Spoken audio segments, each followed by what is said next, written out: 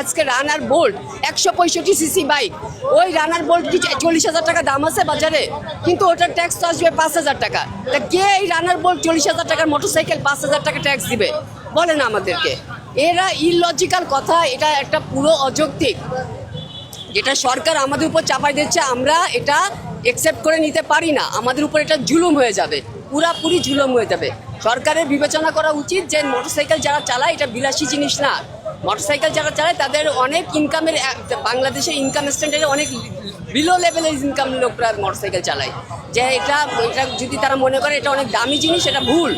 কেননা মোটরসাইকেলের দাম খুবই কম জিনিস, আর যেহেতু এটার দাম প্রতি বছরে কমে, প্রতি মাসে কমে, তাই এটা কেউ বছরের পর বছর ট্যাক্স দিয়ে পুষে না, পুষতে পারবে না। এটা সরকারের বিবেচনা করা উচিত। আর এই অটো বাস যেখানে সেখানে রাস্তার মাঝখানে যাত্রী তোলে, একটা বাইকারের জন্য এইগুলো কত বড় হুমকি। একটা যানজটের মূল কারণ হচ্ছে এই বাস, এই অটো।